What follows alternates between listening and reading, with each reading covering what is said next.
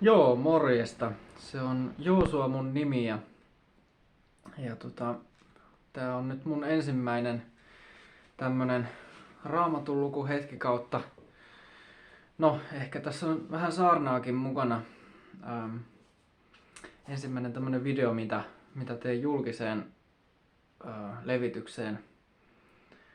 Mulla on itellä semmonen historia, että tuun uskovasta perheestä ja on niin kun todella se siunaus ollut, että on saanut niin kuin lapsesta asti kasvaa ihan niin kuin uskovien yhteydessä, ihan niin kuin uskovan perhekunnan keskellä ja näin, mutta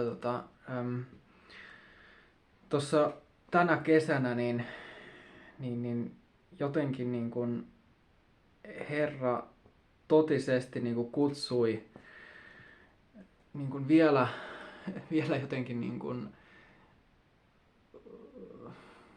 lujemmin yhteyteensä, jos niin kuin näin voisi sanoa. Jotenkin, niin kuin, että sain kasvaa ihan tosi paljon uskossa. Jotenkin paljon oli semmoisia aiheita, rukousaiheita ja paljon semmoisia niin kuin vaikeuksia elämässä, jossa mä aloin niin kuin miettimään sitä, että mikä tässä on, että Herra ei vastaa. Ja mä sitten olin todella murtuneena siitä Herran edessä. Mä muistan, mä oikein niin kuin kyynelehdin rukouksessa, että mikä tässä on, että kun niin kuin vuosikausia on joitain rukousaiheita tuotu Herran eteen. Paljon on semmosia niin kuin rukousaiheita, mitkä on itselle ollut kans tosi tärkeitä ja tuntuu siltä, että miksei Herra vastaa. Ja jossakin vaiheessa mä tajusin kanssa sen, että monet semmosista rukousaiheista tai semmosista niin kuin tilanteista, mistä niin kuin mulla oli omassa elämässä, niin mä tajusin sen, että monissa niissä asioissa niin mä en ollut koskaan rukoillut sen mukaan, mitäkään niin kuin aidosti, että mitä Herra haluaa, vaan mä olin aina jotenkin niin kuin asettanut omia ehtoja siihen. Mä olin kyllä niin kuin rukoillut asioiden puolesta ja niin kuin sitä, että Herra niin kuin siunaisi, mutta mä olin niin kuin itse tehnyt ne kaikki suunnitelmat ja olin niin kuin vilpittömästi unohtanut niin kuin, Herralta kysyä sitä, että mitenkä niin kuin sä Herra todella haluat. Ja no sitten tuntui siltä, että siinä niin kuin lähipiirissä ja niin kuin omalla itselläkin tuli sit niin kuin vaikeuksia ja niin kuin, ne oli kyllä niin kuin ihan niin kuin Herran armosta, täytyy sanoa, että sain niin kuin itse kohdata semmoisia niin kuin vaikeita tilanteita siinä mielessä, että sitä kautta mä sain uudistua oikein siinä uskossa niin kuin sillä lailla, että se niin kuin oma suhde Jeesukseen, niin se todella niin kuin, se niin kuin sillä niin kuin henkilökohtaisella tasolla, niin se niin kuin kasvoi todella paljon. Ja mä ajattelin, että mä luen täältä Matteuksen 7. luvusta teille sen takia, koska tää oli itselle semmonen, että missä mä niin kuin aivan niin kuin totaalisesti niin kuin ihan niin kuin humisten silmät aukes, että on niin kuin ollut uskovan perheen lapsi ja koko elämänsä on uskossa saanut olla, mutta se, että niin kuin siinä uskossa uudistumista, niin sitä niin kuin todella me kristityt niin Suomessa kuin ympäri maailmaakin niin todella tarvitaan. Ja niin kuin, musta tuntuu siltä, että paljon on niin kuin semmoista ajattelua, että kerran pelastettu, niin aina pelastettu. Ja kannattaa kuitenkin tutkia ahkerasti Raamatusta, että mitenkä se asia oikeasti on, koska Raamatussa puhutaan lopun ajoista, jossa nyt hyvin yleisesti tiedetään, että nyt eletään lopun aikoja, niin niin Raamatussakin kerrotaan siitä, että kuinka lopun aikoina niin sitten luopioidenkin määrä tulee täyteen. Niin meidän tehtävä on todella valvoa uskossa. Meidän tehtävä on niin kuin kohottaa päämme niin kuin uskovina ja niin kuin vastustaa sitä semmoista kaikkea niin kuin vääryyttä, mitä niin kuin tässäkin maailmassa ja joskus ihan yhteiskunnassakin on kristillisiä arvoja kohtaan. Ja se on niin kuin ihan valtava niin kuin lupaus, minkä Jeesus on kanssa meille antanut, että niin kuin itse Pyhä Henki on meidän keskellä, meidän kanssamme ihan niin kuin päivien loppuun asti. Niin meillä on ihan valtava suuri ihmeitä tekevä Jumala, joka niin tekee ihan niin kuin ihmeitä ilman määrää ja me saadaan luottaa Herran varjelukseen päivästä päivään, mutta meidän tulee todella pysyä Herrassa. Ja no nyt siihen Matteuksen 7. lukuun, mä luen tästä niin sanotusta vanhasta käännöksestä,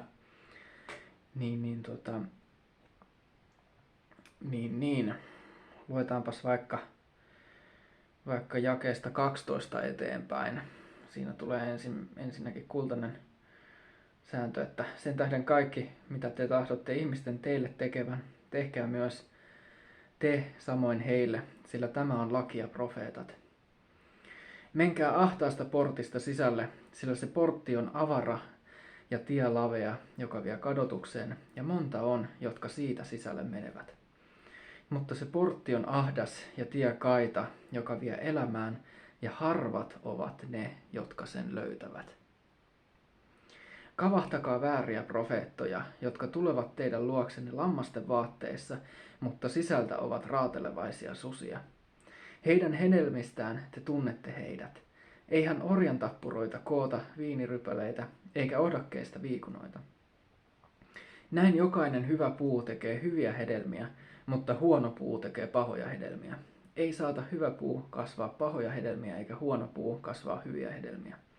Jokainen puu, joka ei tee hyvää hedelmää, hakataan pois ja heitetään tuleen. Niin te siis tunnette heidät heidän hedelmistään.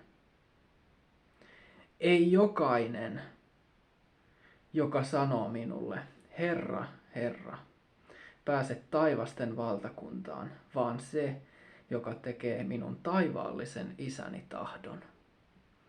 Tässä on Jeesuksen sanoja 21. jae, Matteus 7. luku. Niin tuossa kun mä tulin tähän jakeeseen, niin se humisten avasi mun silmät. Ja sitten se jatkuu. Moni sanoo minulle sinä päivänä, Herra, Herra, emmekö me sinun nimesi kautta ennustaneet ja sinun nimesi kautta ajaneet ulos riivaajia ja sinun nimesi kautta tehneet monta voimallista tekoa. Ja silloin minä lausun heille julki, minä en ole koskaan teitä tuntenut, menkää pois minun tykääni, te laittomuuden tekijät. Sen tähden on jokainen, joka kuulee nämä minun sanani ja tekee niiden mukaan, verrattava ymmärtäväiseen mieheen, joka huoneensa kalliolle rakensi. Niin se 21. jae, niin siinä totisesti niin varoitetaan siitä, että ei jokainen, joka huutaa Herra, Herra, niin pääse taivasten valtakuntaan ihan niin kuin noin vaan niin kuin se, mitä tässä luvussa, niin jos sieltä 13 jae, niin alustettiin, kun puhuttiin ahtaasta portista ja sitten niin kuin laveasta tiestä kadotukseen, niin se kaikki viittaa niin totisesti siihen, että meillä niin kuin uskovillakin, niin meillä on todella valvominen tässä meidän maanpäällisessä vaelluksessa, että me eletään semmoista niin kuin vanhurskasta elämää ja me oikeasti niin kuin halutaan seurata Jeesusta ja se on niin kuin todella tärkeää niin kuin että me rukoillaan myöskin itse sitä, että Herra Jeesus, anna minulle synnin tuntoa ja näytä minulle, missä niin kuin minun pitäisi tehdä parannusta, koska sitten Pyhä Henki tulee ja niin kuin näyttää oikein niin kuin totisesti, että mitä on semmoisia kohtia ja semmoisia, niin kuin, missä voisi toimia paremmin. Ja täytyy muistaa se, että syntiä voi olla ihan se niin kuin epäuskokin, että jos me ei niin kuin luoteta Herran apuun, vaan me jotenkin niin kuin tehdään vaan niin kuin omia suunnitelmia ja niin kuin, vaikka oltaisikin uskossa, niin jotenkin sillä lailla, että me niin kuin siirretään niin kuin meidän omasta elämästä ja siitä niin kuin meidän omasta arjesta niin Jeesus jotenkin sivuun sillä lailla, että me niin kuin luotetaan enemmän siihen omaan järjeen niin kuin, ja siihen kuin että me niin kuin odotettaisiin Herraa kärsivällisesti. Ja se niin kuin todella on niin kuin toi 22. jae, niin se niin kuin herättää uskovia niin kuin aivan totisesti. Moni sanoo minulle sinä päivänä, Herra, Herra, emmekö me sinun nimesi kautta ennustaneet ja sinun nimesi kautta ajaneet ulos riivaa ja sinun nimesi kautta tehneet monta voimallista tekoa. Niin tässä niin kuin on kyse semmoisista uskovista tai semmoisista, jotka niin kuin luulee olevansa pelastuksesta osallisia, mutta elää niin kuin aivan täysin tässä maailmassa ja elää aivan täysin tässä niin kuin semmoisessa synnissä ja siinä, että Jeesus ei niin kuin totisesti, niin kuin Jeesuksen Pyhä Henki, Jumalan Pyhä Henki, niin kuin kolmas persoona, niin ei ole niin kuin meidän niin kuin elämässä läsnä, vaan että me kyllä niin kuin saatetaan tehdä hengellistäkin työtä. Saattaa olla uskovia, jotka niin kuin, jopa niin kuin ajaa ulos riivaajia ja niin kuin ennustaa, profetoi ja niin kuin todella niin kuin Jeesuksenkin nimessä on niin kuin liikenteessä, mutta jos he eivät sitä niin kuin omaa yksityiselämäänsä niin todella niin kuin pyhitä Herralle ja niin kuin pyri antamaan elämäänsä Jeesuksen käyttöön niin kuin aivan täysin ja niin kuin käänny pois siitä synnistä niin kuin vanhurskaalle tielle, niin siinä vaiheessa niin siellä on niin kuin taivaan porteilla Jeesus vastassa ja sanoo, että ja silloin minä lausun heille julki, minä en ole koskaan teitä tuntenut, menkää pois minun tyköäni te laittomuuden tekijät. Niin se on kyllä niin kuin todella semmoinen niin kuin jae, joka herättää, koska musta tuntuu siltä, että niin kuin nykyseurakunnassa hyvin monessa paikassa niin kovasti saarnataan sitä, että armo riittää. Ja se on niin kuin semmoista, niin kuin kaupataan sitä semmoista niin kuin halpaa pelastusta, halpaa uskoa, sitä semmoista, että niin kuin meidän ei niin kuin tarvitse niin kuin yhtään uhrata mitään niin kuin meidän elämästä Jeesukselle, vaan että se jotenkin niin kuin halvennetaan sitä semmoista niin kuin sitä Jeesuksen ristin työtä ja sitä, mitä hän on niin kuin meidän puolesta tehnyt ja se, että niin kuin meidän ei niin kuin edes synnistä tarvitsisi tehdä parannusta, vaan että saarnataan vaan niin kuin sitä, että me tavallaan niin kuin, että ihmiset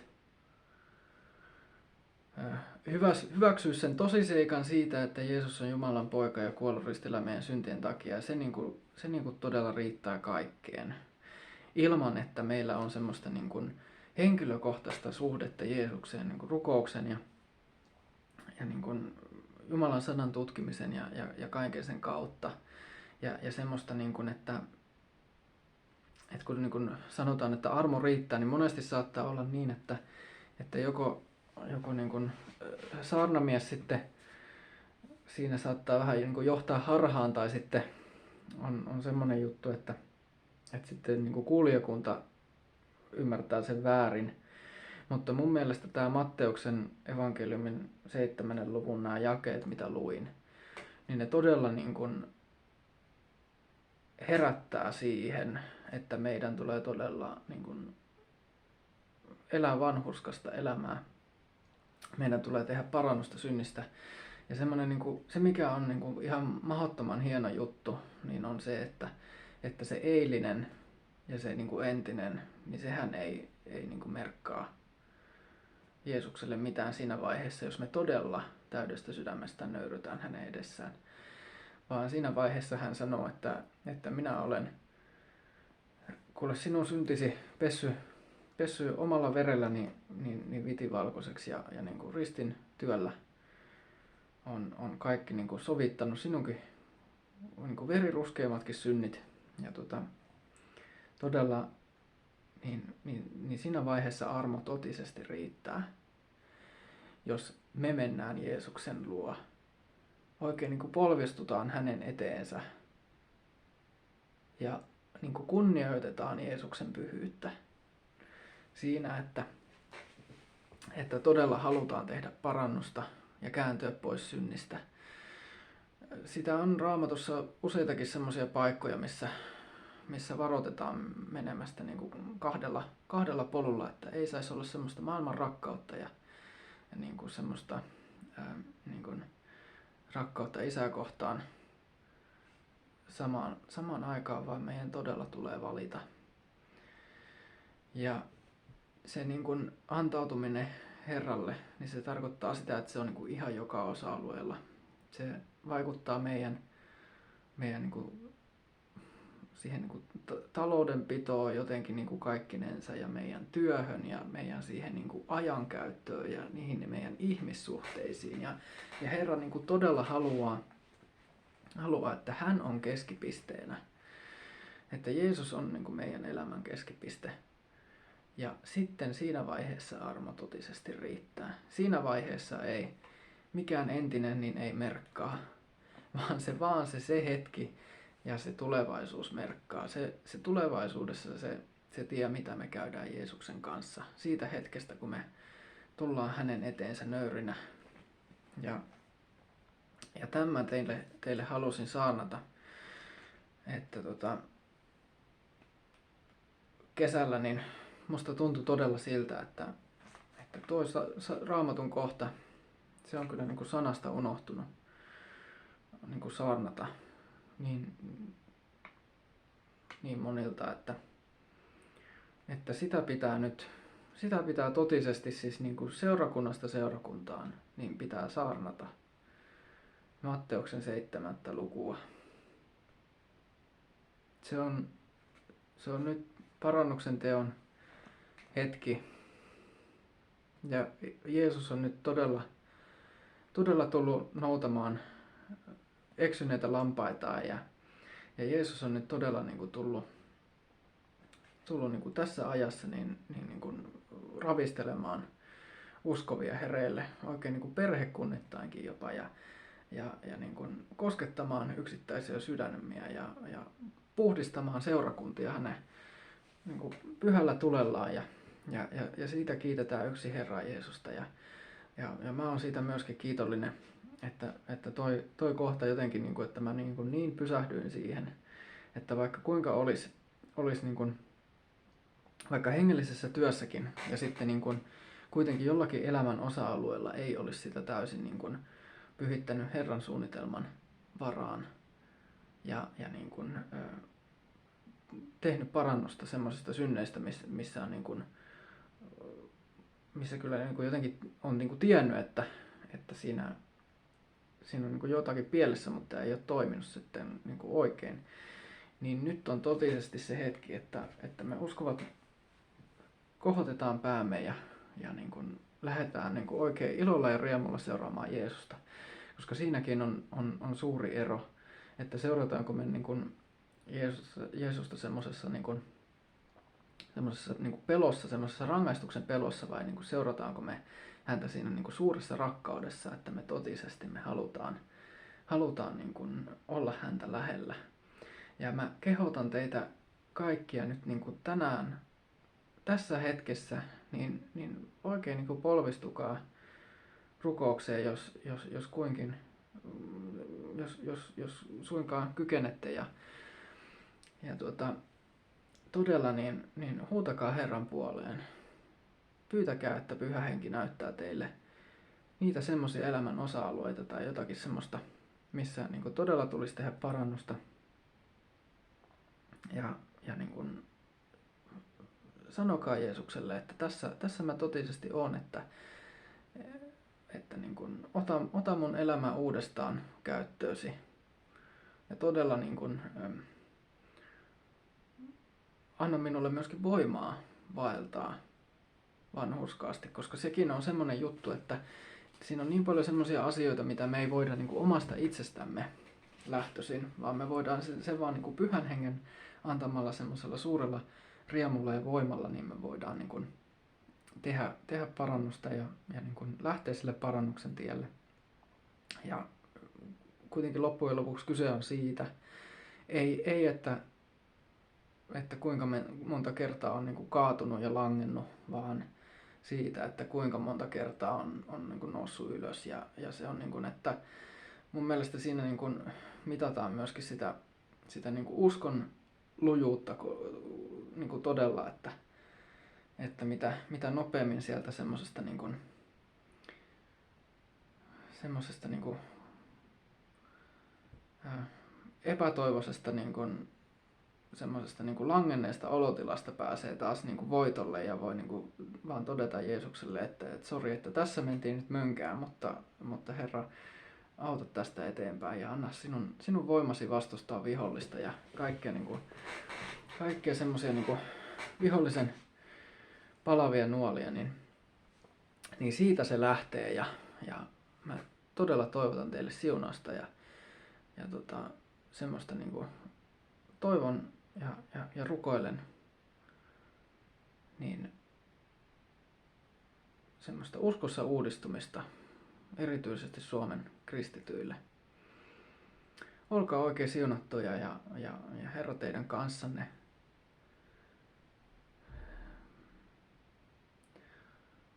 Lukekaa Johanneksen evankeliumin 16. luku. Se on, tarkoitan 17. luku. Johanneksen evankeliumin 17. luku, siellä Jeesus itse rukoilee niin ensin itsensä sitten opetuslasten ja sen jälkeen myöskin muiden häneen turvaavien puolesta. Se on ihan valtavan myöskin semmoinen koskettava kohta. Niin antakoon se teille voimaa vaeltaa vanhurskaasti ja pyhittää Herraa jokaisella elämän osa-alueella. Olkaa siunattuja ja taivaassa nähdään.